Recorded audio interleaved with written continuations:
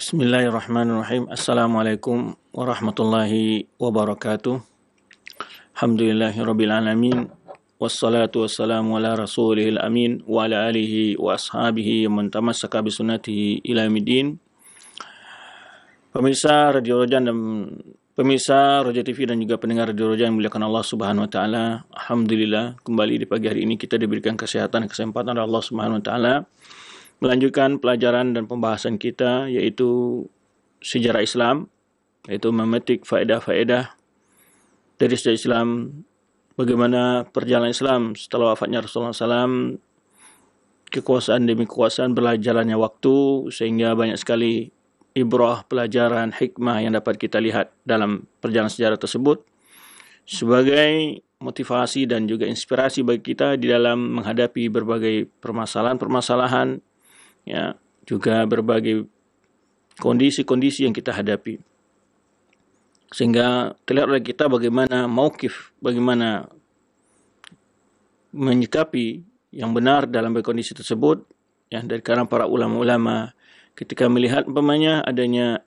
kondisi-kondisi yang kegalauan dalam politik, bagaimana pandangan para ulama yang ada saat itu, ada kegalauan dalam ekonomi dan berbagai peristiwa yang terjadi. Para ulama akan memberikan tuntunan dan pelajaran sehingga sekaligus kita juga dapat mengambil bagaimana solusi serta sebab-sebab yang akan membawa kepada penyelesaian masalah-masalah yang kita hadapi. Saudara-saudara seiman, pembahasan kita sekarang adalah melanjutkan pembahasan yang telah berlalu, yaitu kelanjutan dari kekuasaan Bani Umayyah, itu pada raja yang berikutnya setelah Al-Walid bin Abdul Malik. Setelah kita bercerita berpanjang lebar dalam kekuasaan Al-Walid bin Abdul Malik, terakhir kita menceritakan bagaimana seorang istri yang salihah, ya, Mansuri yang salihah, yang tidak memanfaatkan kedudukan suaminya untuk berpoya-poya, bermewah-mewah di dunia ini. Ya, dia adalah seorang orang yang zahidah, yang begitu zuhud dan bermurah hati, ya. Kemudian juga orang salihah, senang membaca Al-Quran, ya. Tentu ini adalah sebagai inspirasi bagi para kaum muslimah, bagaimana seharusnya mereka ketika Allah memberikan suasana, memberikan kehidupan yang lebih dari yang lainnya, dari wanita lainnya baginya, dia bukan menjadikan sebagai alat untuk bermewah, berbangga-bangga, tetapi adalah dia menjadikan itu sebagai media untuk kebahagiaannya di alam kubur, kebahagiaannya di akhirat kelak. Semoga saudara-saudari kita semakin diberi tuntunan oleh Allah Subhanahu wa taala, dibimbing oleh Allah Subhanahu wa taala untuk hidup dengan cara yang sesuai dengan aturan agama yang mulia ini, sehingga tercapailah kehidupan yang nyaman, damai di tengah-tengah masyarakat, karena intinya wanita yang salihah adalah perhiasan dunia yang paling indah. Kata Rasulullah SAW, ad-dunya mata' wa khairu mata'iha al-maratus salihah. Dunia ini perhiasan, dan seindah-indah perhiasan dunia ini adalah wanita yang salihah.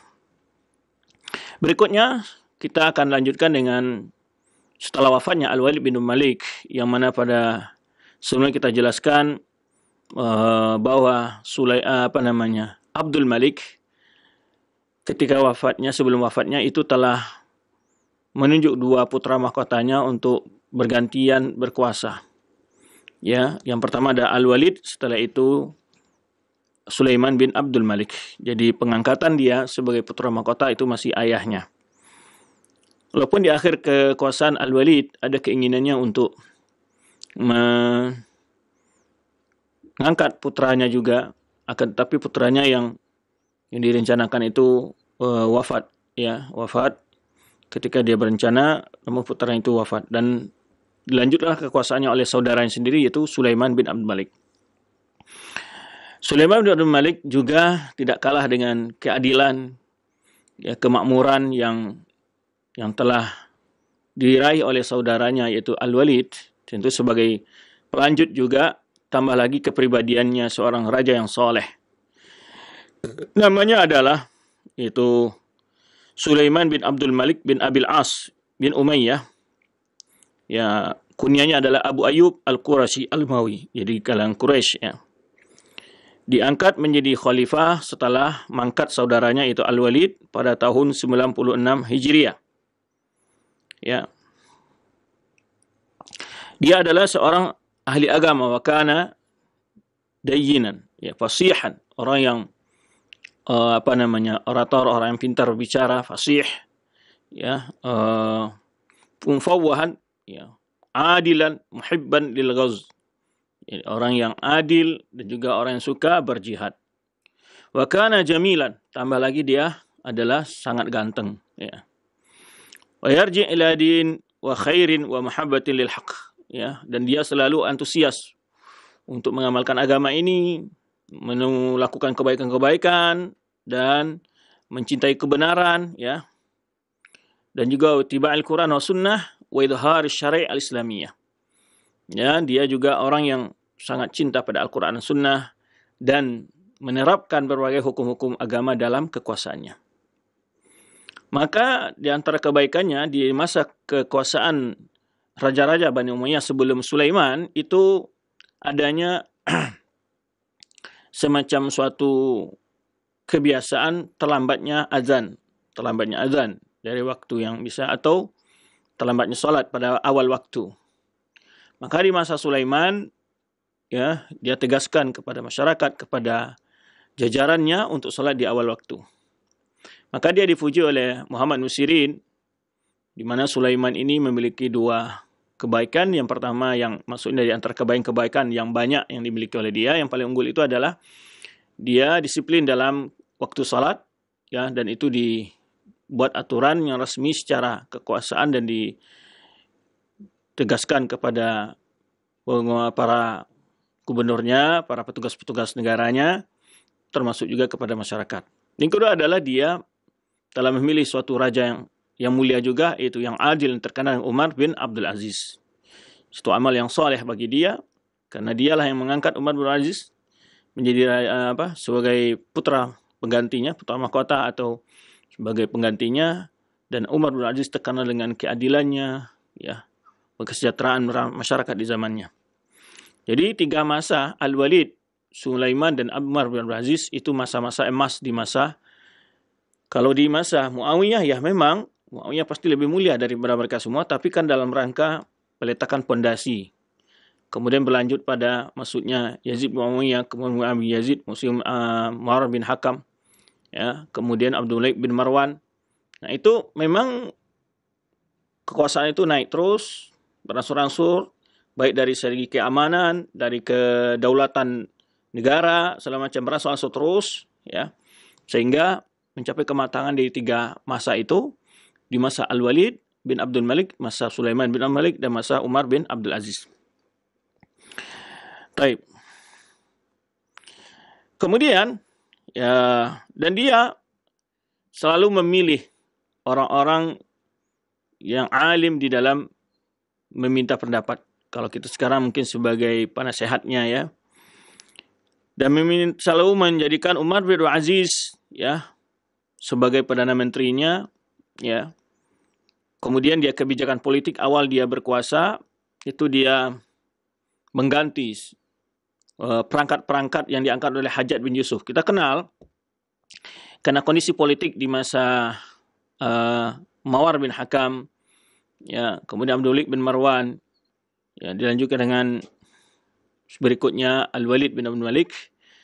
Itu ada namanya seorang yang terkenal dengan sejarah Islam, untuk Hajjaj bin Yusuf menjadi suatu pemio bagaimana kekejamannya. Tetapi bila kita lihat, kejaman itu bukan datang dari dia bukan penyebab semata-mata dikembalikan kepada kepribadian sendiri, tapi memang kondisi saat itu menuntut adanya ketegasan juga, ya.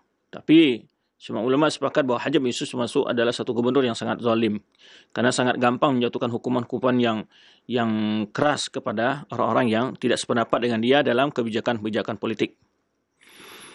Nah, Sulaiman bin Abdul Malik itu memperbaiki kondisi itu. Kalau para penguasa-penguasa sebelumnya menggunakan tangan besi, istilahnya menggunakan ketegasan dengan cara yang spontan, dan tetapi di masa Sulaiman bin Abdul Malik dia lebih menggunakan cara yang soft, secara yang lembut untuk memberikan ketenangan, memberikan supaya merangkul lah orang-orang yang kurang puas dengan kekuasaan umpamanya, ya. Karena memang setiap penguasa itu pasti akan ada orang-orang yang tidak puas, terutama orang-orang yang mungkin tidak puas mendapatkan kedudukan, ya, tidak mendapat kedudukan, pasti mereka akan melakukan hal-hal yang selalu menjatuhkan penguasa. Maka dia mengganti beberapa pejabat-pejabat yang angkat oleh Hajjaj bin Yusuf, terutama yang diangkat oleh Hajjaj bin Yusuf di daerah Basra, Kufah atau Iraq, ya. Nah. Kemudian tadi kita sebutkan menegaskan kepada seluruh petugas-petugas negara saat itu untuk menghidupkan salat di awal waktu. Nah. Kemudian juga dia ingin pemugaran terhadap Baitul Maqdis, ya. Di masa Sulaiman bin Abdul Aziz ini, Sulaiman bin Abdul Malik, ya. Kita kenal Abdul Malik memiliki jasa yang sangat besar dari sisi pembangunan masjid. Di antaranya adalah telah membangun masjid Al-Umawi yang ada di Damaskus, ya, menjadi sebagai peninggalan sejarah yang terkenal sekali. Kemudian juga memperluas masjid Nabi SAW. Nah, Sulaiman ini itu berangan-angan atau berencana untuk memugar Baitul Maqdis dan memperbarui bangunannya.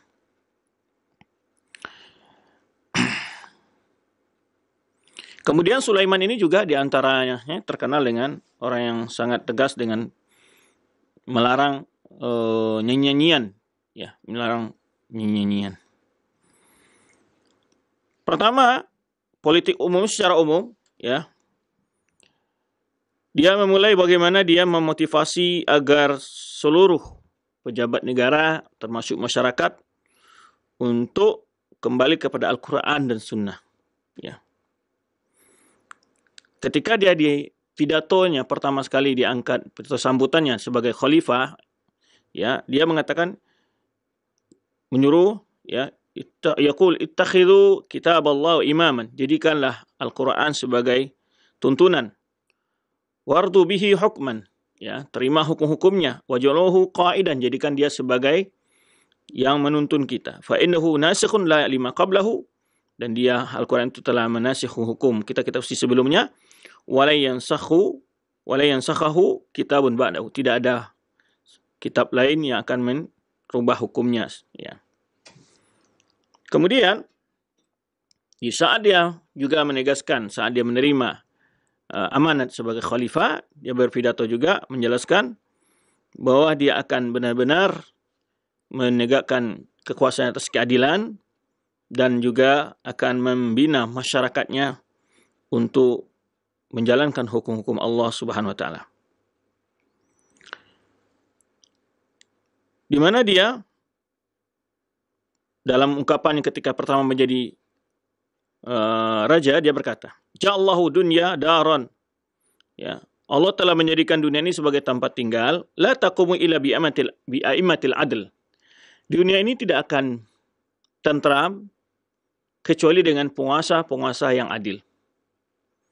Ini dia sebutkan, artinya secara tidak langsung dia berbicara kepada dirinya, sekaligus memberitahu masyarakatnya bahwa inti dari keamanan, ketentram dunia adalah penguasa-penguasa yang adil.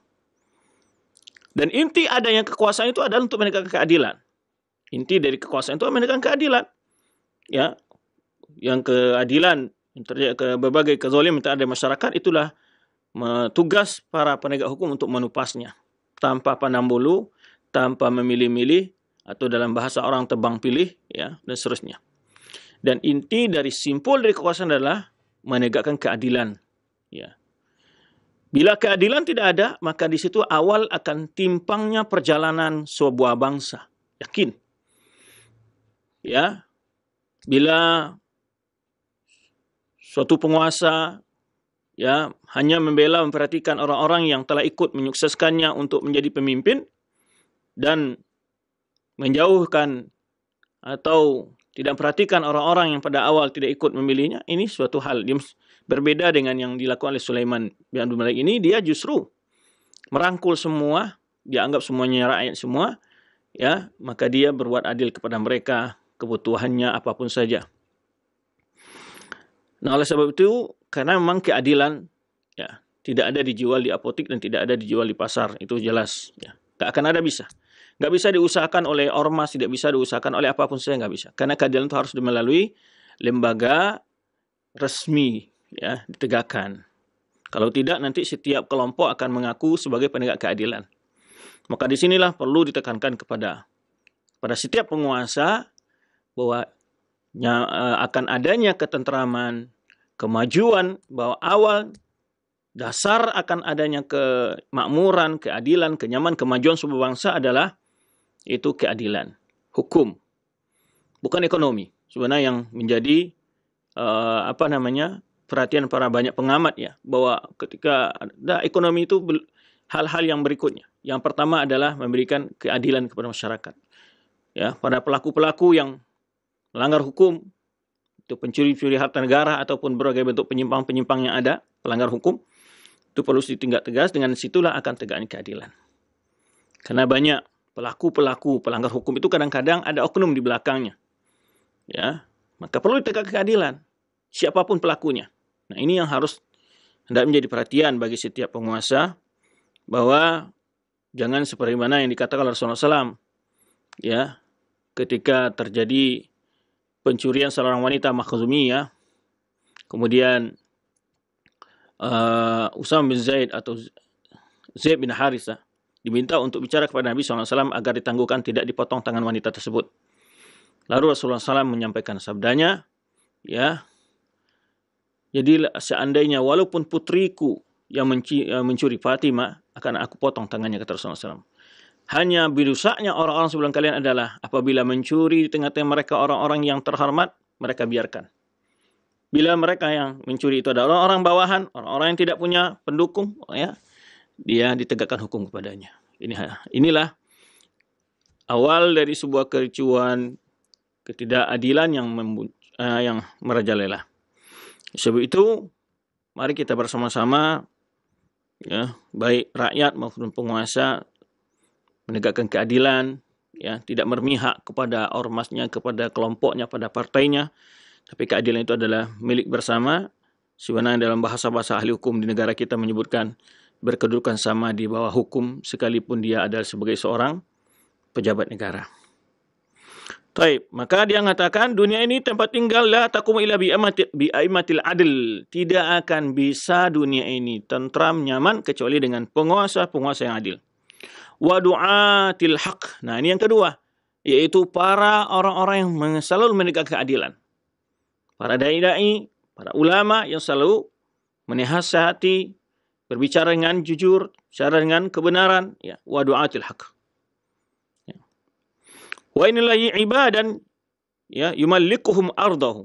Allah punya hamba-hamba yang Allah beri kekuasaan di bumi ini. Ya. Wa yusawisu bihim ibadahu.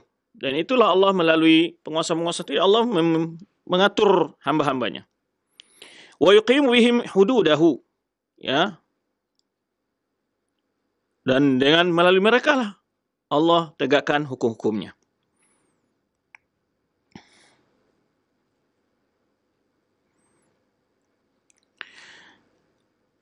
Dia mengatakan bukanlah, seandainya kekuasaan ini bukanlah tanggung jawab yang datang dari Allah, ya, la tamannaitu anni ka ahdi muslimin, ya. Karena ini kekuasaan ini adalah tanggung jawab dari Allah Subhanahu wa taala, ya. Bahkan dia katakan, sungguhnya aku ingin salah seorang sebagai bagian kalian, ya. Ya, yutrabuli bisahmi, termasuk saya seperti masyarakat biasa yang mendapat jatah-jatah pemberian dari penguasa. Fa'ala rizqum bani Walid. Nah, ini dia nasihatkan kepada keluarga Al-Walid, saudaranya, ya. Kepada kalian aku sampaikan, wahai anak-anak dari Walid yang punya anak atau sekitar 19 orang, ya. Fa inni shiblu Abdul Malik, ya. Saya ini adalah anak dari keturunan Abdul Malik, wa nabu Marwan la yadlu'uni hamlun naiba wa la yazu'ni sautul ajfar. Dia ingin sampaikan bahwa kepada keluarga-keluarganya, kalian adalah sama dengan orang-orang lain di bawah pandanganku. Walaupun keturunan kalian Bani Walid, ya, ataupun kalian keturunan Marwan bin Hakam, hal itu tidak akan membuatku untuk memandang memberikan sesuatu yang tidak menjadi hak kalian. Waqad walaitu min amrikum ma qad kuntu lahu mukaffiyan wa asbahtu khalifatan wa amiran wa ma huwa ila al-adl aw an-nar. Kata dia, aku telah berkuasa baik sebagai khalifah ataupun sebagai amir, dan tidak ada hal itu kecuali yang diminta adalah imma adil atau neraka. Ini menunjukkan bahwa dia menyadari tanggung jawab besarnya ketika dia berkuasa. Inilah yang seharusnya disadari oleh setiap pemimpin, ya, bagaimana dia hendaknya merasakan tanggung jawabnya. Takutnya bukan kepada hukum-hukum berlaku, lebih takut dia kepada Allah Subhanahu Wa Taala. Karena bagaimanapun dia bisa berkilah, memiliki pembela-pembela yang meloloskannya dari hukum dunia, tapi dia tidak akan pernah bisa lolos dari hukum Allah di akhirat kelak.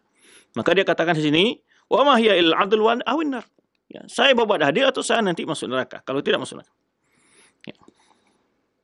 Faman salakal mahajjah hudhiya na'lus salamah. Orang yang berjalan lurus benar, maka dia adalah orang-orang yang selamat. Wa man adila 'anit tariq waqa'a fi wadil halaka wa dalalah. Orang yang melenceng dari jalan yang benar, maka itulah dia telah masuk ke dalam lembah kehancuran dan kesesatan. Ala fa innallaha sa'ilun kullan an kullin. Kemudian ketahuilah masing-masing kita akan bertanggung jawab. Ya, faman sahhat niyatuhu wa lazima ta'atahu kana Allahu bi siratit taufiq. Orang yang niatnya baik, taat kepada Allah, maka Allah akan selalu berikan taufik kepadanya untuk berjalan di atas yang benar. Ya. Wa bi rasdil ma'unah, akan memudahkan dan menolongnya. Fakatabalu sabila syukri wal mukafa'ah. Allah akan beri dia pahala, ya, balasan. Faqbalul afiyah faqad razaqtumuha. Ya, maka kalian akan sejahtera, kenyamanan. Ya, sungguh kalian telah merasakannya, kata Sulaiman bin Abdul Malik. Walzamus salama faqad wajadtumuha. Ikutilah jalan yang cari hal-hal yang selamat. Maksudnya di sini ikuti kebenaran, jangan buat macam-macam, ya. Sungguh kalian sekarang merasakan bagaimana nikmatnya sebuah keadilan, kejujuran, ya. Lalu dia mengatakan paman salimna minhu salima minna. Orang yang memberikan kebaikan, keselamatan, kita pun berikan kepada dia. Wa man tarakana taraknahu. Tapi orang yang tidak mau, ya, kita pun tidak memaksanya. Nah, ini pidato menggambarkan bagaimana, ya, seperti inilah pidato-pidato yang biasa dikatakan oleh para pemimpin-pemimpin yang adil di awal. Dia tegaskan pertama tentang dia benar-benar akan menegakkan keadilan, dan keadilan itu satu hal yang wajib, dan dia bukan takut kepada rakyat sehingga dia harus berbuat adil, tapi dia boleh takut kepada Allah Subhanahu Wa Taala. Sekaligus buat ditegaskan oleh dia bahwa dia tidak akan melakukan nepotisme, membela keluarganya yang mungkin punya bisnis, punya apa-apa macam-macam, melanggar aturan, tidak akan dipandang bulu. Nah, ini harusnya diambil oleh setiap pemimpin, ya. Kolega-koleganya, tim suksesnya, apa-apanya tidak akan menjadi hal itu membuat dia untuk tidak menegakkan hukum. Baik. Kemudian Sulaiman juga memperbaiki bagaimana pelaksanaan metode musyawarah. Ya, dia merangkul para ulama-ulama untuk dalam majlisnya, ya, untuk dimintai pendapat-pendapatnya. Baik.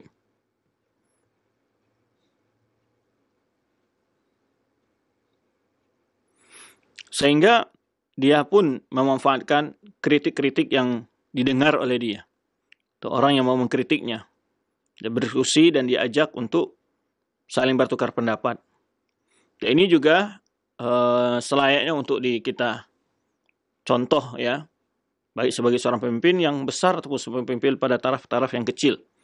Ya, hendaknya kita mendengarkan keluhan-keluhan dari orang-orang yang ada bagi seorang pemimpin. Kritik-kritikannya kita dengarkan, apakah hal itu adalah benar atau tidak, sehingga kita dapat, kalau tidak kita bisa mengklarifikasi. Dan ini yang diambil oleh manhaj dalam politiknya oleh Sulaiman bin Abdul Malik ini. Jadi dia tidak serta-merta setiap orang yang berbeda pendapat, yang berbeda jalur politik, macam-macam, langsung disikat, langsung ditangkap, langsung ditahan. Tidak. Berbeda dengan masa Hajjaj bin Yusuf yang di sebagian wilayah dia, Setiap orang yang menentang diberi hukuman-hukuman yang tegas, sehingga orang tidak mampu mengeluarkan ide-ide yang cemerlang di masa Hajjaj bin Yusuf ini.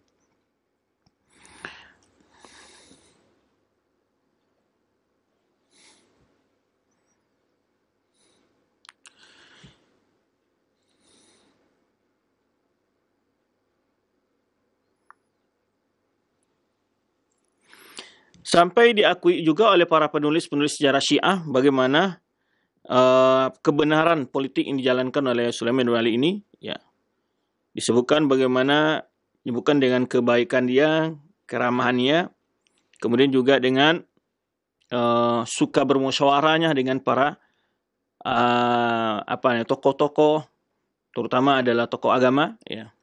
Karena Sulaiman layyinil janib, orang yang sangat lembut dengan masyarakatnya, dengan rakyatnya. La ya'jalu ila safkid dima wa la yastankifu an masyuratil nusaha. Dan dia juga tidak mudah-mudah menangkap orang, menghukum orang, dan juga tidak pernah menyombongkan dari nasihat-nasihat yang disampaikan oleh orang yang memberikan nasihat. Disebutkan oleh Ibnu Katsir bagaimana Ibnu Katsir memuji Sulaiman bin Malik ini. Yarji ila dinin khairin wa mahabbatil haqq, yarji'u ila dinin wa khairin wa mahabbatin lil haqqi wa ahlihi. Dialah orang yang selalu kembali kepada aturan agama, kebaikan, cinta kepada kebenaran, dan orang yang membawa kebenaran tersebut.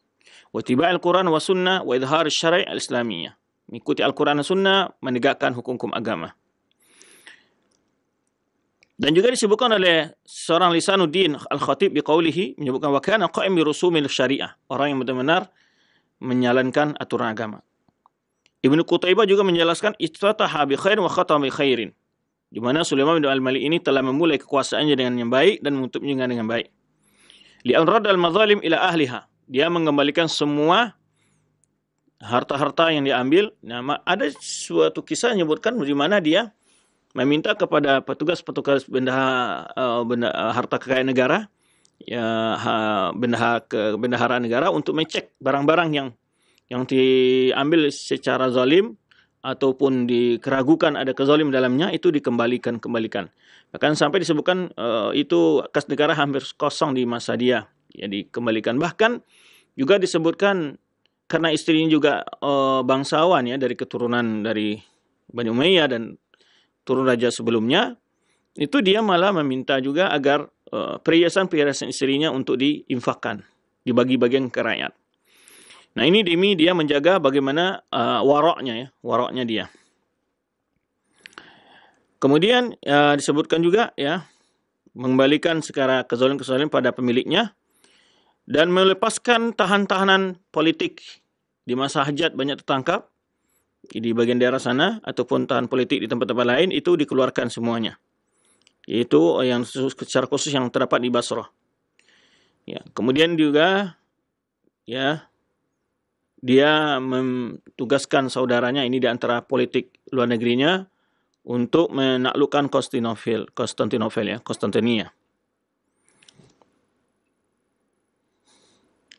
Abu Zur'a ad-Dimashqi, ya, juga berkata, ya, memuji di mana karena khilafat Sulaiman bin Malik ka'anna khilafat Umar bin Aziz, ya. Khilafah Sulaiman bin Malik ini seperti khilafahnya Umar bin Aziz. Karena idza arada syai'an qala lahu ma taqulu ya Abu Hafs? Qala jami'an. Jadi dia selalu bermusyawarah dengan Umar bin Aziz ketika memutuskan sebuah perkara, ya, diangkat sebagai penasihat khususnya dan juga sekaligus sebagai perdana menterinya. Nah, ini awal bagaimana dia menegakkan kekuasaannya atau melanjutkan kekuasaan dari saudaranya Al-Walid. Bagaimana metode dia dalam memilih para pejabat negara, ya. Disebutkan di mana Sulaiman bin Abdul Malik ini, ya, mengangkat para petugas-petugas untuk kementerian kah, untuk para gubernur-gubernur, ya. Dia memilih orang-orang yang benar-benar dilihat pertama adalah orang-orang yang mampu menjalankan dan amanah, ya. Dan oleh sebab itu dia tidak memilih keluarga-keluarga dekatnya, ya. Sebetulnya walaupun boleh memilih keluarga dekat jika dia mampu, tetapi dia adalah memilih orang-orang yang memiliki kapabilitas, kemampuan, amanah, Sehingga tadi kita sebutkan dia memecat sekian banyak daripada pejabat-pejabat yang angkat oleh Hajjaj bin Yusuf. Pertama, dia selalu musyawarah dengan para ulama ketika hendak memilih. Umpamanya ingin mengangkat sebuah daerah, dia bertanya kepada tokoh-tokoh masyarakat di sana, dan dia sampaikan bahwa bagaimana dengan si fulan, apakah selama ini dia memiliki sejarah atau biografi yang bagus di tengah masyarakat, atau bagaimana. Ya. Selalu musyawarah dengan para ulama, ya, dan para ahli. Ya, ini seharusnya seorang pemimpin itu ketika dia mengangkat ahli ekonomi, dia musyawarah dengan para tokoh-tokoh ahli ekonomi, dia musyawarah dengan ahli keamanan, dia berusaha dan setiap bagian-bagiannya. Ini dilakukan oleh Sulaiman bin Malik, ya, di mana dia wala'alha min hadhil i'tibarat isyaratul ulama wa nusaha min zawil khibra fi kulli umuril amsar. Dia selalu musyawarah dengan ulama, para orang-orang yang pakar dalam setiap perkara di berbagai kota. Kemudian secara khusus dia menjadikan Umar bin Abdul Aziz sebagai Perdana Menterinya. Kemudian juga dia mengambil Raja bin Haywa, ya, itu salah seorang ulama tabi'in yang, ya. Kemudian juga mengangkat salah seorang gubernur namanya Sulaiman,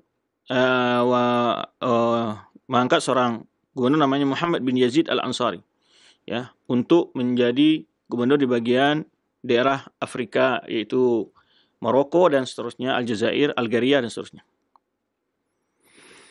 Kemudian memilih sebagai pemimpin tadi kita sebutkan pertama orangnya faham, faqih, tahu hukum agama, wal salah, orang yang baik, wazuhud, orang yang memiliki kezuhudan dunia.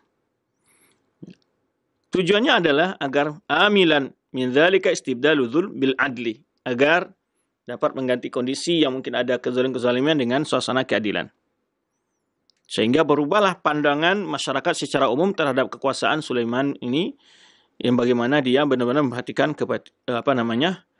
kesejahteraan dan keadilan tengah masyarakatnya. Sehingga dengan itu dia mendapat dukungan dari banyak masyarakatnya. Kemudian juga di antara tokoh-tokoh yang diangkat oleh Abu Bakar bin Muhammad bin Amr bin Hazm al-Ansari menjangkap menjadi gubernur Madinah, ya, dan dia juga seorang fuqaha yang hidup di masa tabi'in. Kemudian Urwah bin Muhammad bin Atiyah as-Sa'di yang diangkat oleh untuk menjadi gubernur di Yaman, ya. Wa kana minaz zuhad, dan ini adalah seorang yang terkenal dengan sangat zahid. Ceritanya bagaimana? Wa wal Yaman aidan fi adi Umar bin Aziz wa Yazid bin Abdul Malik. Dia ini pernah setelah di masa Sulaiman, yaitu Urwah bin Muhammad bin Atiyah as-Sa'di ini pernah menjadi gubernur di Yaman itu dengan 3 periode. Dari masa Sulaiman bin Abdul Malik, dan masa Umar bin Aziz, dan masa Yazid bin Sulaiman. Ya. Yazid bin Abdul Malik. Yazid bin Abdul Malik. Jadi 3 periode. Bagaimana dia kezuhutannya seorang pemimpin ini? Ini kita lihat. Wa kharaja minal Yaman wa ma'u illa sayfahu wa ramhuhu wa mushafu. Ketika setelah selesai menugaskan dia selama 3 periode itu, keluar dari Yaman yang tidak membawa kecuali hanya pedangnya, panahnya, dan mushafnya. Jadi tidak menumpuk kekayaan di sana dia. Ya, demikian kezuhudan. Ini menunjukkan bagaimana bahwa pilihan-pilihan Sulaiman dalam mengangkat para gubernurnya, lihat ya, di antara sejarah yang sangat menjelaskan di sini adalah bagaimana kepribadian seorang gubernurnya, yaitu Urwah bin Muhammad bin Atiyah as-Sa'di ini. As-Sa'di, ya, diangkat menjadi gubernur Yaman, kemudian diangkat pula oleh Umar bin Aziz, dilanjutkan dari masa Umar bin Aziz, kemudian dilanjutkan masa Yazid bin Abdul Malik. Diceritakan bahwa dia tidak keluar dari Yaman setelah dia berhenti dari tugasnya, kecuali hanya membawa pedangnya dan panahnya dan mushafnya. Dan bahkan diriwayatkan ketika dia masuk ke Yaman, pertama dia diangkat menjadi gubernur Yaman, dia berpidato, "Ya ahlal Yaman, hadhi rahilati." Wahai penduduk Yaman, ini adalah tungganganku. Fa in kharajtu bi akthar minha fa ana sariqun. Jadi dia, inilah perbekalanku. Dia bawa kudanya, di situ ada barang-barangnya, dia sebutkan inilah barang-barangku. Inilah perbekalanku datang ke kalian sekarang. Jika saya keluar nanti di Yaman lebih dari ini, maka aku adalah pencuri. Maka aku adalah pencuri. Subhanallah. Ya, berbeda dengan sebagian pejabat-pejabat, setelah dia menjabat justru hartanya, ya, berlipat-lipat, ya, memiliki aset yang begitu banyak. Tapi bagaimana dengan Urwah bin Muhammad bin Atiyah As-Sa'di ini, seorang gubernur yang begitu zuhud. Ini menunjukkan bagaimana tadi kita sebutkan Sulaiman itu mementingkan bagian orang-orang yang betul-betul ahli dalam bekerja, dan sampai itu dia orang-orang yang zuhud dan orang yang wara'. Ya. Maka salah satu contoh sini adalah Urwah bin Muhammad bin Atiyah. Dia katakan ketika masuk ke Yaman, sebutkan, wahai ahli Yaman, inilah barang-barangku datang ke negeri kalian di sini sekarang. Ini yang pertama saya datang begini. Barang-barang saya yang ada di rahilati, yang ada di tunggangku ini. Jika saya keluar dari Yaman nanti melebihi dari ini, katanya, maka ana sarikun, maka saya berarti saya mencuri. Ya. Kemudian juga mengangkat Abdul Malik bin Rifa'ah Al-Fahmi sebagai gubernur Mesir. Ya. Dan ini terkenal husnis sirah, orang yang sangat baik kepribadiannya. Wa tadayyun, ya, juga beragamanya. Wal iffah, ya, menjaga dirinya dari anil amwal wa adl, ya, dari memakan harta negara, ya, bukanlah orang-orang yang antusias, ya, untuk mendapatkan berbagai kekayaan-kekayaan, tidak. Jadi terkenal sekali dengan sejarah ini, sehingga di masa Sulaiman bin Abdul Malik ini banyak sekali gubernur-gubernur yang lahir, yaitu yang muncul gubernur-gubernur yang memang orangnya zuhud, ya. Kemudian sangat terkenal dengan keadilannya terhadap rakyatnya, ya. Kemudian tambah lagi dia seorang yang aminan fadilan, seorang orang yang dipercaya, kemudian orang yang sangat mulia. Kemudian juga dia mengangkat Muhammad bin Yazid untuk sebagai gubernur di Afrika. Ya. Juga memiliki kepribadian yang bagus, husni sirah wal adl bainar ra'iyah, dan juga diakui keadilan di hadapan para rakyatnya. Baik. Kemudian di antara politik Sulaiman bin Abdul Malik juga adalah bahwa maslahatud daulah fawqa kullil i'tibarat. Jadi kepentingan negara di atas semua kepentingan. Di atas kepentingan golongan, di atas kepentingan partainya, di atas kepentingan pribadinya, keluarganya, kolega-koleganya, tim suksesnya. Tidak. Kepentingan negara adalah yang pertama. Nah, ini yang perlu juga diperhatikan oleh, ya, untuk penguasa-penguasa ataupun kaum muslimin yang diberi kekuasaan oleh Allah Subhanahu wa taala.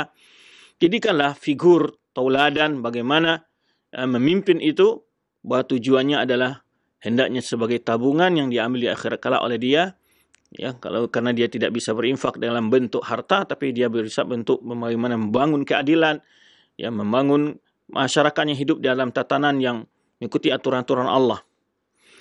Maka Sulaiman menjadikan bahwa kepentingan negara di atas segala kepentingan, ya, di atas kepentingan golongan, kelompoknya, ya. Kemudian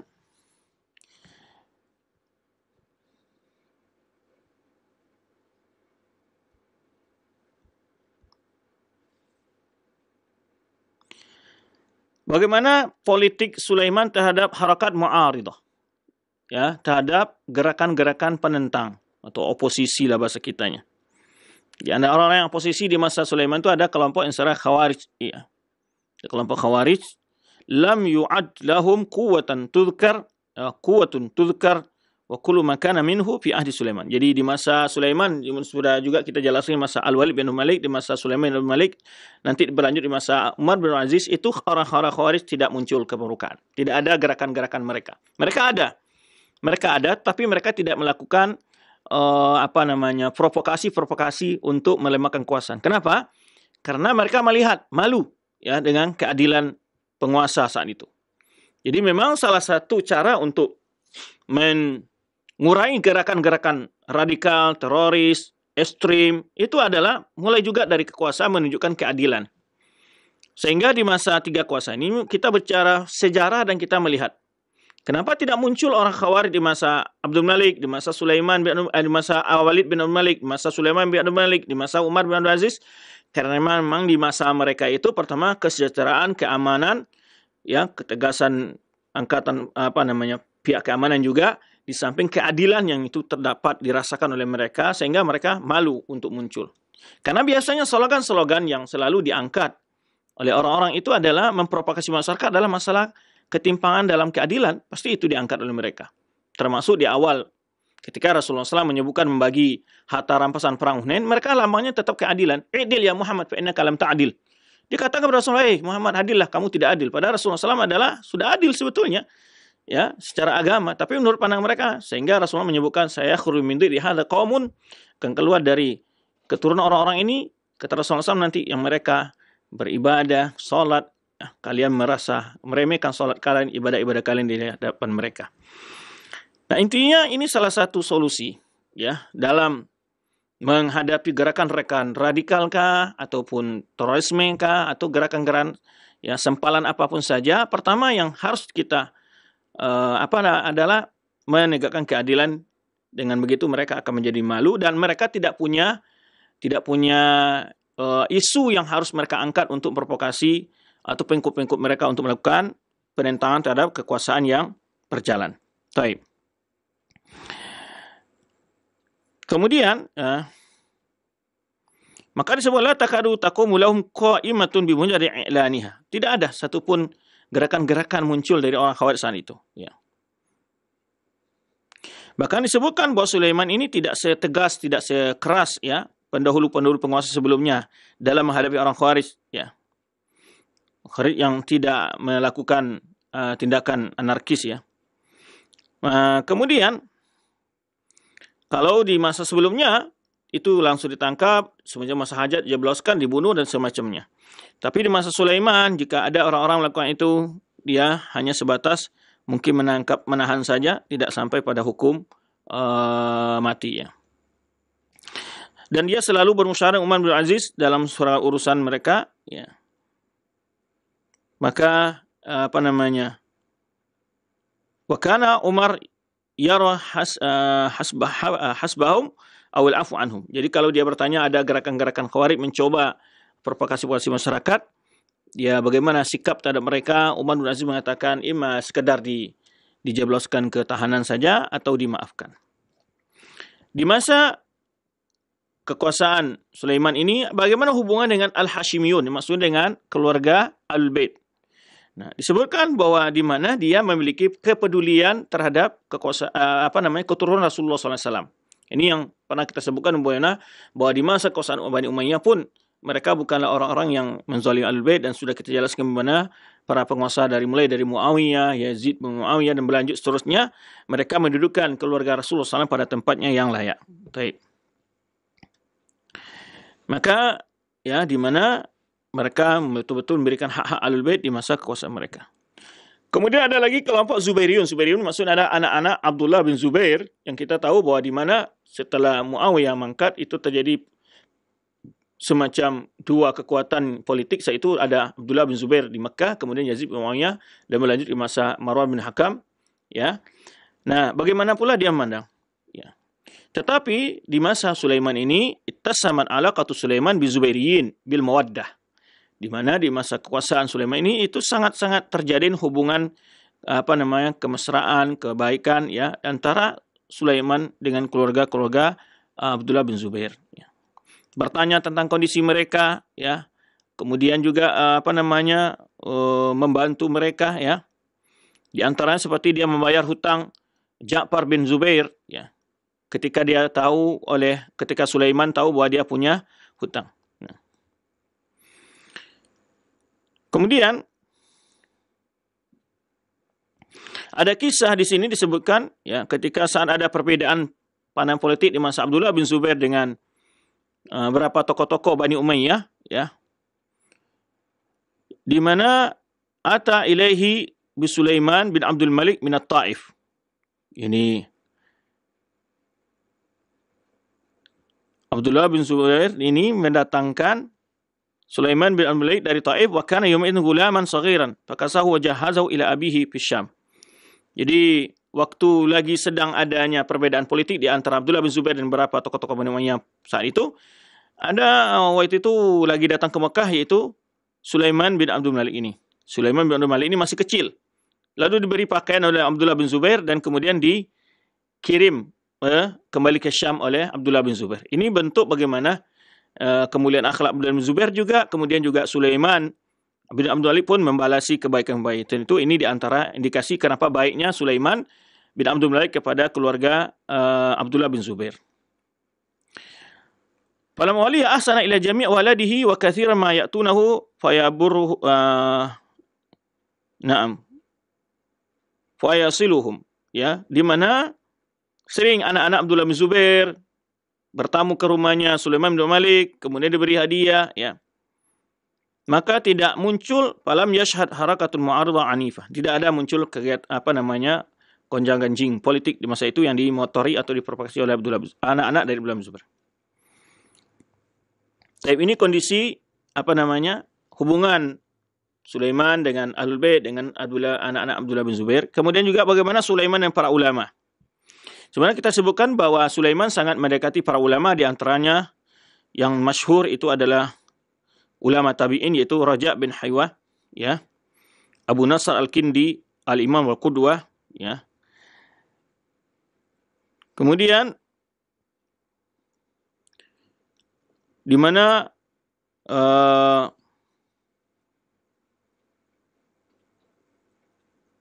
dia termasuk adalah ulama-ulama yang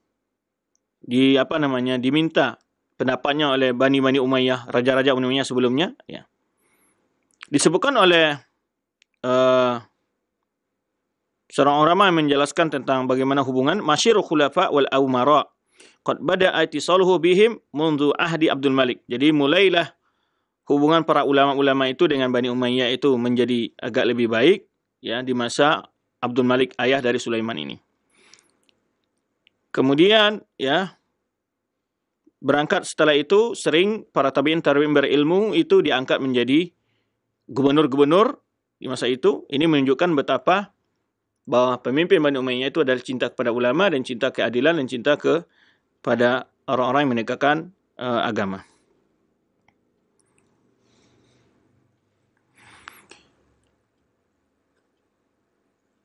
Disebutkan oleh Sa'id bin Safwan bagaimana kedudukan Raja' bin Haywa ini di sisi Sulaiman. Wa kan lahu minal khasa wal manzila inda Sulaiman bin Malik ma laysa li ahadin yathiqu bihi wa yastarihu bi ilaihi, ya, di mana seorang ulama ini, tabi'in ini, Raja' bin Haywa ini adalah memiliki kedudukan yang terhormat di sisi Sulaiman bin Malik, ya, dan dia selalu meminta pandangan-pandangannya, ya. Kemudian juga Raja' ini mulazim oleh Sulaiman hatta fi safarihi, dan selalu ditemani dalam perjalanan oleh Raja' bin Haywa ini, ya, sampai pada akhir hayatnya waktu berjihad di Dabik, ya. Dalam hal itu, dalam sebuah pembicaraan empat mata, dia bertanya ketika Sulaiman dalam keadaan sakit, ya, siapa yang layak untuk memimpin setelah saya, kata Sulaiman kepada Raja' bin Haywa. Maka Raja' bin Haywa mengisyaratkan untuk mengangkat Umar bin Abdul Aziz setelah seandainya Sulaiman bin Malik ini mangkat. Nah.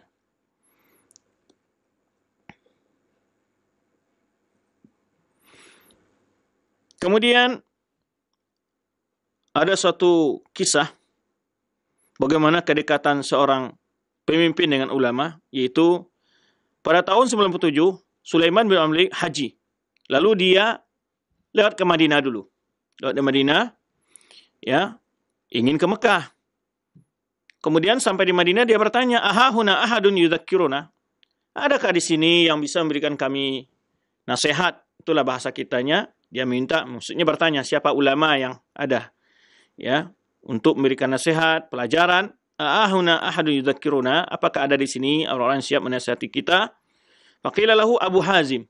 Ya, seorang tabi'in juga. Ada namanya Abu Hazim. Fa'arsala ilaihi fada'ahu. Dipanggil. Datang. Ketika sudah masuk Abu Hazim ini ke tempat ruang tamunya Sulaiman bin Malik, dia berkata kepada Abu Hazim ini. Ini menunjukkan bagaimana seseorang pemimpin harus banyak-banyak meminta nasihat kepada para ulama supaya dia tidak tertipu dengan kekuasaannya, kedudukannya, harta yang melimpah, ya, segala hal yang mungkin dia bisa melakukan dengan kekuasaannya. Maka seorang pemimpin itu mesti mencari ulama-ulama yang amin, ulama-ulama yang terpercaya, bukan juga ulama-ulama yang membenarkan yang salah, ya, karena takut umpamanya dipecat menjadi penasehatnya. Ada juga, bukan begitu maksudnya. Dan bahkan cari ulama-ulama yang kelihatan ikhlas, bukan tujuannya mencari kedudukan, kehormatan. Ya. Di sini terlihat bagaimana Sulaiman bin Malik bertanya kepada Abu Hazim, "Ya Abu Hazim, ma hadzal jafa?" Abu Hazim, "Kenapa ini? Ya, saya datang ke Madinah, kamu tidak kelihatan. Ya, maksudnya mestinya kamu ya berjumpa. Ya. Itulah yang layak juga seorang pemimpin bila datang pada suatu era, menanya tokoh-tokoh masyarakat juga menyambut dengan baik, ya, sebagai memuliakan, menghormati pemimpin itu. Maka Abu Hazim menjawab, "Ya Amirul Mukminin, a'idzuka billahi an taqula ma lam yakun." Nah, dia katakan, "Aku berlindung dengan Allah, jangan engkau sampai berkata sesuatu yang tidak pernah ada." Ya, ma araftani min qablu wala ana ra'aituka. Kita belum pernah jumpa, saya belum enggak kenal kamu, kamu juga tidak pernah melihat saya. Faltafata Sulaim ila Muhammad bin Syihab. Muhammad bin Syihab bin Zuhri, ya, masyhur ulama Zuhri, at-tabi'in Muhammad bin Syihab bin Zuhri, dikenal dengan Ibn Syihab atau Az-Zuhri. Imam Zuhri, ulama Madinah yang masyhur. Yang nanti juga menjadi pasangannya Umar bin Abdul Aziz. Kemudian ketika berarti dia bersama ini Zuhri, ya. Sama Zuhri dia di dalam perjumpaan bersama Sulaiman ini. Wa qala asaba syekh wa akhtatu ana. Kata Sulaiman kepada Zuhri setelah melihat, ya, syekh ini benar, saya yang salah. Subhanallah, ya, dia itu syekh yang benar, saya yang salah. Faqala Sulaiman, kemudian Sulaiman bertanya, "Ya Abu Hazim, malana nakrahul maut?" Subhanallah. Dia berkata, "Wahai Abu Hazim, kenapa kita takut mati?" Ya, coba pertanyaan seorang penguasa, ya, khalifah. Dia berkata kepada seorang tabi'in ini bertanya, "Ya, kenapa kita takut mati? Apa yang membuat kita takut mati?" Ya, wajar seorang penguasa kadang-kadang takut mati, kan? Maka dia dikawal segala macam, kan? Maka dia katakan, "Ya Abu Hazim, kenapa kita ini takut mati, ya?"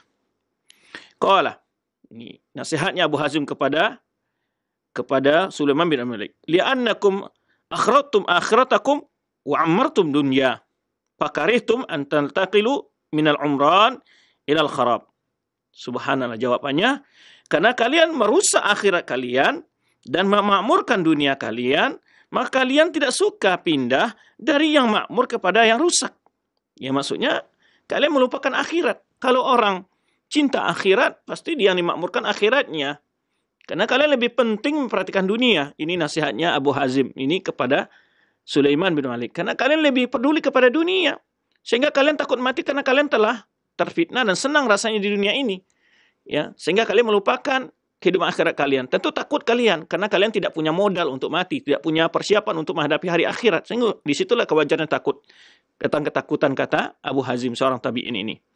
Mengatakan, karena kalian telah membuat dunia kalian lebih sejahtera, ya, dan melupakan kampung yang benar, kalian pasti akan datang ke sana, ya, kalian yang akan kembali ke sana, ya, tentu kalian takut untuk pindah dari tempat yang makmur ke tempat yang sengsara, ya. Apa kata Sulaiman? Jawabnya, qala sadaqta. Engkau benar, ya. Kafal qudum 'ala Allah wadan. Summa Sulaiman juga bertanya. Ini dari baik yang penanya maupun yang menjawab, kita lihat ya sama-sama cerdasnya. Pertanyaannya sangat jelas, jawabannya juga bagaimana bijaknya, gitu ya. Ya, pertanyaan coba lihat, kenapa kita takut mati? Pernah nggak kita bertanya hal ini, ya? Kita gitu ya, kenapa saya takut mati? Pernah nggak bertanya? Jadi ilmu itu didapat juga dengan pintarnya kita bertanya juga kadang-kadang, gitu ya. Nasihat itu kadang-kadang keluar karena pintarnya kita bertanya, keluar juga nasihat-nasihat yang sesuai dengan pertanyaan yang berkualitas tadi. Ya, sehingga dia bertanya dengan pertanyaan yang cukup, ya, membuat dia sadar, dia mencari nasihat, bukan dia bertanya untuk menjatuhkan orang lain. Sebenarnya juga sebagian kita bertanya untuk menjatuhkan orang lain, ya. Ataupun kadang-kadang penguasa bertanya ke ulama untuk melanggengkan kekuasaannya, gitu kan, macam-macam lah. Bukan memanfaatkan fatwa ulama, tapi dia sini berbicara untuk diri sendiri. Kenapa kita ini takut mati? Ya, ini pertanyaan dan dijawab dengan jawaban yang begitu juga sangat jelas, ya. Kemudian dia bertanya lagi Sulaiman ini kepada Abu Hazim ini. Fa kaifal qudum 'ala Allah ghadan? Bagaimana kita menghadap Allah jika kita sudah meninggal? Abu Hazim menjawab, amal muhsin fakali ghaibin yaqdumu 'ala ahlihi.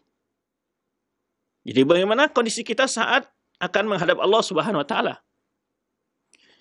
Jawab Abu Hasim adalah orang yang beramal baik, orang yang beramal soleh, dia adalah seperti orang pulang dari rantau ingin bertemu keluarganya, rindu sekali. Ya, mana sudah lama merantau, sangat rindu ingin bertemu karib kerabat keluarganya dia. Begitulah orang yang menghadap Allah jika dia membawa perbekalan, membawa amal soleh.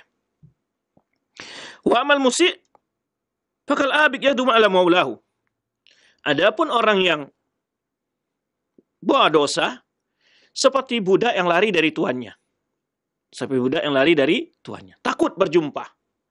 Ya. Kalau beda tadi orang yang lama tidak pulang, ingin bertemu keluarganya, ya rindu sekali. Ya. Sebenarnya para ulama, para anbiya, mereka merindukan untuk berjumpa Allah Subhanahu wa taala. Tapi orang-orang yang punya dosa tentu sangat takut bertemu Allah Subhanahu wa taala. Ini perumpamaan yang dijawab oleh Abu Hazim kepada Sulaiman bin Abdul Malik. Ini yang kita katakan bagaimana mereka bertanya, membuat menyadarkan diri dia, dan pertanyaan sangat betul cerdas kita lihat, ya, membuat setiap orang mendengarnya pasti tersentuh dengan jawaban yang diberikan oleh Abu Hazim ini. Maka Abu Hazim menjawab ketika ditanya oleh Sulaiman, bagaimana kondisi kita ketika kita akan menghadap Allah Subhanahu wa taala?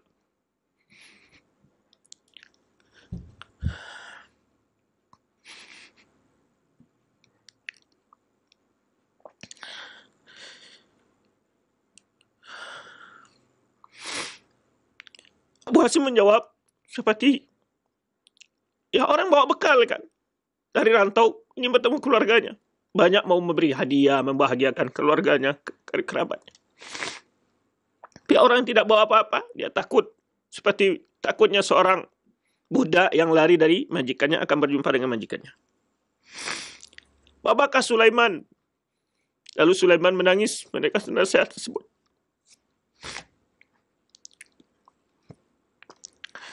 Waqala, dan dia berkata, laita syiri ma ana indallah. Dia berkata, bagaimana aku nanti di hadapan Allah? Sulaiman berkata, bagaimana aku nanti di hadapan Allah? Lalu dijawab oleh Abu Azim, ya Amirul Mukminin, wahai Amirul Mukminin, arid amalaka ala kitabillah. Cocokkan amalmu dengan Al-Quran, dengan kitab Allah. Qala, bertanya lagi Sulaiman kepada Abu Azim, wa aina ajidu? Di mana saya dapatkan itu? Lalu Abu Hazim membacakan firman Allah Subhanahu wa taala, innal abrara lafi naim. Sungguhnya orang-orang yang baik-baik akan berada dalam kenikmatan. Wa innal fujjara lafi jahim. Sesungguhnya orang-orang yang membawa dosa bertempat di neraka jahim. Ini semakna dengan dalil ini, ayat ini semakna dengan apa yang disebutkan jawabannya sebelumnya oleh Abu Hazim. Qala ya Abu Hazim. Kemudian Sulaiman bertanya lagi, fa ayu ibadallahi afdal? Siapakah hamba Allah yang paling mulia, afdal, ya. Qala, Abu Hazim menjawab, ulul muru'ati wat tuqah. Orang yang punya muru'ah dan ketakwaan, ya. Muru'ah itu menjaga bukan hanya sekadar jauh dari hal syubhat, bukan hanya sekadar jauh dari hal yang makruh, ya, bukan hanya beda antara wara' dengan zuhud, ya. Tapi muru'ah ini ada lebih lagi dari itu, yaitu betul-betul kehati-hatian yang luar biasa. Qala, fayu amal afdal? Ditanya lagi oleh Sulaiman bin Malik, apakah amal yang paling afdal? Qala, ada'ul fara'id ma'ajtinamil muharamat. Kata Abu Hazim adalah melaksanakan hal-hal yang diwajibkan Allah dan menjauhi hal-hal yang diharamkannya. Kemudian Sulaiman bertanya lagi pada Abu Hazim, fayu doa asma? Bagaimana, apa doa yang paling makbul? Qala da'watul muhsin lil muhsin. Ya, dakwah orang soleh terhadap orang soleh. Orang baik terhadap orang baik. Ya, Ini motivasi untuk kita bagaimana untuk saling mendoakan ya sama saudara kita. Qala fa ayyu sadaqati azka? Apa sedekah yang paling murni, paling baik lagi? Sadaqatul sa'il ba'is ya wa juhdin min muqil laisa fiha mannun wala adha.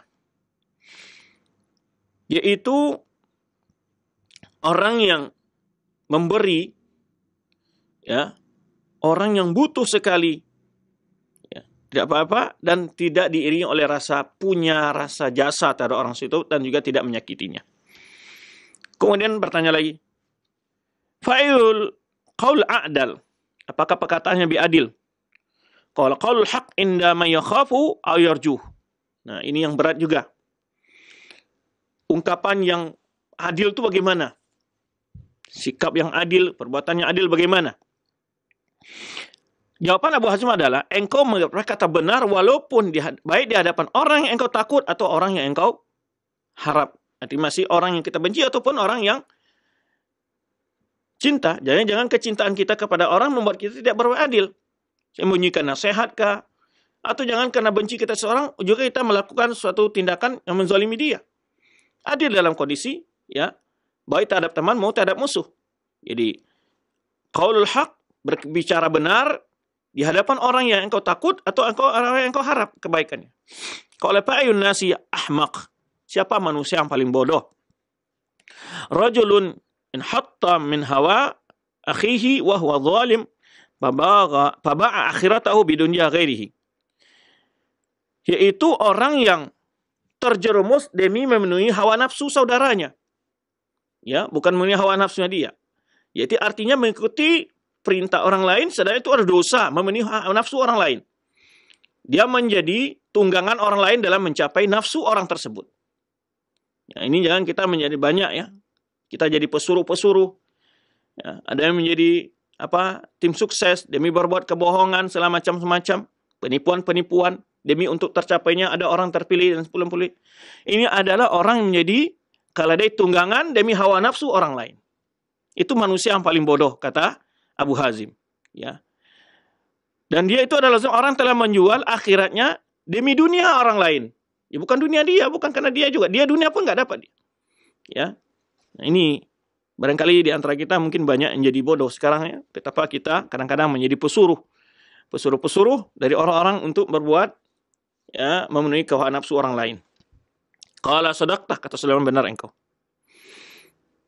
Qala faman ladzi taqul fi ma nahnu fi. Kemudian dia minta lagi nasihat, bagaimana nasihatmu terhadap aku yang sekarang kami berada di dalamnya? Ya. Kita yang ada sekarang ini. Maksudnya menilai kekuasaan dia, nasihat-nasihat dia. Tapi Abu Hazim menjawab, ya mu'minin ta'fini min dzalik. Kata Abu Hazim, saya mohon tidak menjawab pertanyaan ini bagaimana. Tolong maafkan aku tidak menjawab pertanyaan ini. Apa kata Sulaiman? Qala la, jangan. Walakin nasihatun tulqiha ilayya. Kata Sulaiman, ini adalah nasihat yang harus engkau sampaikan kepadaku. Jadi dia melihat bagaimana aku sekarang memerintah, bagaimana adakah suatu hal yang perlu diperbaiki segala macam. Penilaianmu terhadap kekuasaan yang aku jalankan ini. Jawabnya Abu Hazim adalah, tolong maafkan saya tidak bisa menjawab hal ini. Kata Sulaiman, jangan. Ini adalah nasihat yang harus engkau sampaikan kepada saya. Qala inna abaka qaharun nas bisayf wa akhadhul mulka unwan min ghairi masyuratin minal muslimin. Ya. Dia sebutkan mengenai kekuasaan yang berpindah dari ke tangan orang-orang tuanya, dia diambil dengan secara paksa. Ya. Hatta qatalu alaihi maqtalatan azimah. Dia sebut di mana kekuasaan ini kamu sampai kepada ini sekarang, itu dahulunya terjadi banyak pertumpahan darah gitu. Wartahalu anha falau sami'ta ma qalu wa ma qila lahum faghashiya ala Sulaiman. Ketika dia sampaikan hal itu, bagaimana banyak korban ya sebelum dia sampai kuasa ini oleh orang tuanya, dahulu terjadi pertumpahan darah, peperangan ya, akhirnya Sulaiman menjadi pingsan setelah mendengar perkataan tersebut. Ini menunjukkan betapa lembutnya hati Sulaiman bin Abdul Malik ya. Faqala rajulun min julasaihi, lalu dari orang yang hadir dalam kesempatan itu, karena Sulaiman langsung pingsan mendengar pernyataan itu beratnya dia rasa, ya, jawaban itu. Tunggu jawaban salah seorang dari orang yang hadir mengatakan, biasa maqulta ya Abu Hazim, ini tuh satu hal yang tidak pantas aku katakan wahai Abu Hazim. Qala Abu Hazim, kadzaba Abdullah, kata Abu Hazim, tidak ya. Innallaha akhadha mitsaq al-ulama li bainahu lin-nasi wa la yaktumunahu. Tidak, saya tidak melakukan hal yang tidak pantas. Ini adalah nasihat, adalah persumpahan janji para ulama yang telah diambil oleh Allah Subhanahu wa taala. Orang yang tahu kebenaran, maka dia harus membela kemanusiaan, tidak boleh menyembunyikan. Fa akhfa Sulaiman, setelah Sulaiman kembali sadar, qala ya Abu Hazim kaifa lana an nusliha lin-nas. Kemudian bertanya lagi, bagaimana kita ini memperbaiki kondisi ini untuk manusia? Qala tad'u as-salaf wa tastamsik bil urwatil usqa bi marwati wa taqsimu bit taswiyah. Di sini disebutkan sini oleh dia, tinggalkan balas dendam, kemudian berpegang teguh dengan keadilan, ya, membagi dengan sama rata, ya. Kaifa ma'khadh bihi? Kata Sulaiman, bagaimana solusi seperti itu? Qala an ta'khudhal mal min hillihi wa tad'u fi ahlihi. Yaitu engkau ambil dari harta kekayaan negara dengan cara yang halal, kemudian engkau berikan kepada orang yang berhak menerimanya. Qala Sulaiman, hal laka untuk sahibana qutusibu minna wa nusibu mink. Ya. Ditawarkan oleh Sulaiman, maukah engkau ikut kami? Maksudnya ikut sebagai penasehatnya, ya, menjadi sahabat, ya, sehingga kami mendapatkan nasihat dari kamu, kemudian juga kami akan beri kaji kebutuhanmu. Ya. Qala a'udzu billahi minal mu'minin. Ya. Dia enggak mau, aku berlindung Allah dengan itu. Ditawaran jabatan oleh Sulaiman. Coba lihat ulama ini tawaran jabatan Sulaiman, dia nah, a'udzubillah. Kemudian Sulaiman mengatakan, walima? Kenapa enggak mau?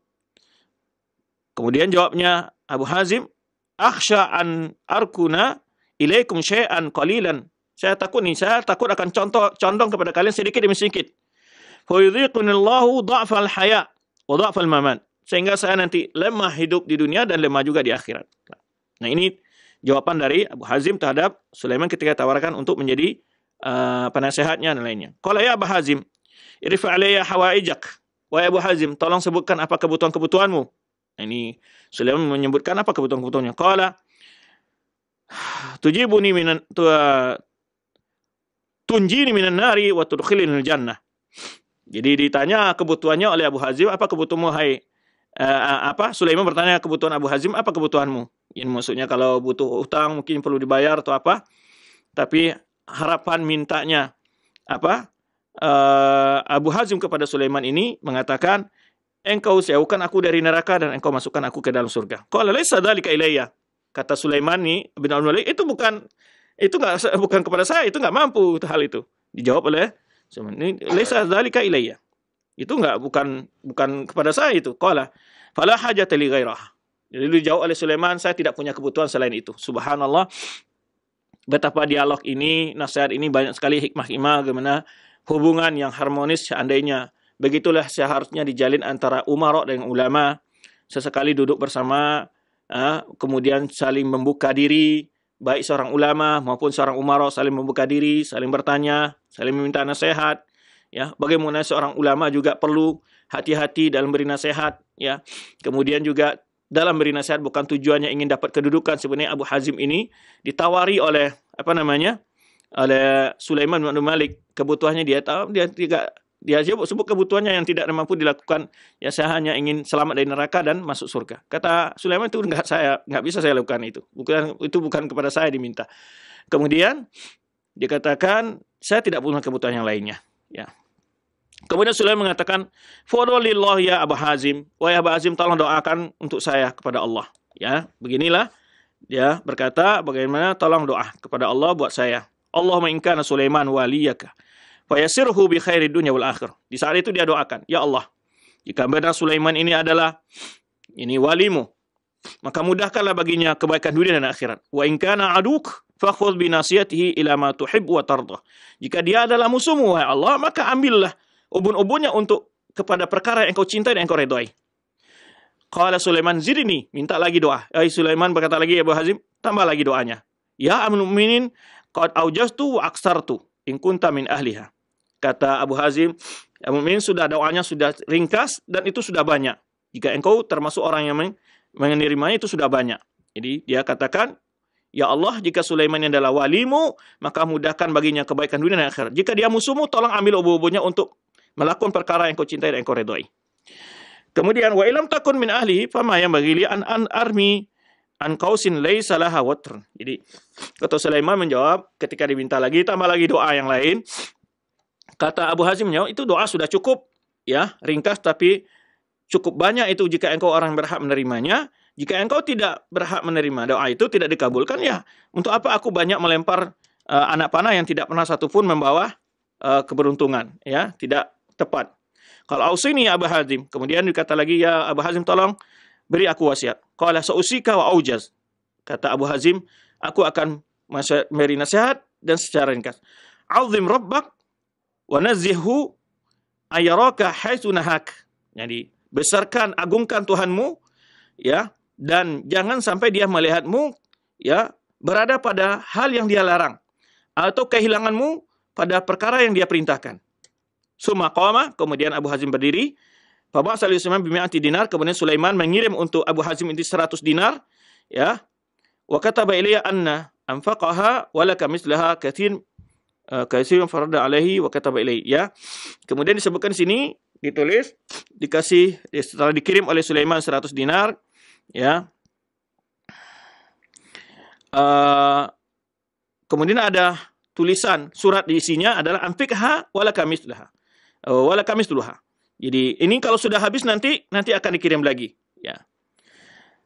Kemudian Abu Hazim membalas suratnya itu, ya mu'minin, a'udzubillah an yakuna su'aluk iyaya hazlan wa radiyun 'alaika batilan. Waraddi 'alaika batilan. Dia katakan jawaban dari Abu Hazim balasan surat tadi, jangan sampai permohonanmu ini adalah olok-olok, dan juga jangan jawabanku terhadapmu adalah suatu hal yang salah. Fa wallahi ma ardaha laka fa kaifa ardaha li nafsi. Demi Allah, aku tidak redha untuk diriku, bagaimana aku bisa redha untuk hal itu? Aku tidak redha untuk dirimu, apakah untukmu bagaimana aku redha untuk diriku? Ya Amirul Mukminin, wahai Amirul Mukminin, in kana hadhi mi'a 'audan lima hadastuka fal maitatu wa lahmul khinzir fi halil itirar au hal min hadhihi. Dia katakan dia tidak menolak pemberian Sulaiman ini jika kana 100 dinar ini adalah balasan terhadap ilmu yang telah kau sampaikan kepadamu. Sesungguhnya, ya, bangkai dan daging babi itu halal ketika dalam keadaan terpaksa, ya, lebih halal dari ini. Itu katanya. Wa in kana hadhi haqqan li fi baitil mal, jika ini adalah memang hakku yang tersimpan dalam harta negara di baitil mal, fali fiha nazar. Jadi saya punya pendapat tentang hal ini. Fa in sawaita baina wa illa fala hajata li fiha. Apakah engkau memberi semua rakyatmu seperti ini? Kalau tidak, aku tidak butuh. Qalahu julasahu, lalu orang-orang yang ada di sekitar Sulaiman ketika mendengar itu surat yang tadi, ya mu'minin, ayasuruka ayakuna nasu kulluhum mislah. Qala wallah. Jadi ketika Abu Hazim menolak pemberian 100 dinar tadi, jika ini adalah tidak hak bagiku, maka itu lebih halal daging babi dan daging bangkai di waktu saat dalam keadaan terpaksa. Tapi jika ini adalah hakku yang memang ada dalam harta negara, apakah ini diterima oleh setiap rakyat? Tentu tidak. Maka orang yang di sekitarnya bertanya, apakah ini engkau berikan setiap rakyatmu? Tidak. Berarti tidak boleh diberikan. Nah ini, ya. Wal amru alaihi muqbil. Ini diantara kerinduan bagaimana Sulaiman ini terhadap kebaikan, ya. Semoga para pemimpin kita diberi hati-hati yang tunduk kepada kebenaran, yang cinta kepada kebenaran, cinta kepada ulama, yang kemudian para ulama pun demikian yang tidak mendahulukan kepentingan dunia dalam menyampaikan nasihat kepada para pemimpin, ya. Demikian dapat kita bahas karena waktu yang membatasi kita. Insyaallah terakhir pada pembahasan kita adalah nanti akan dilanjutkan dengan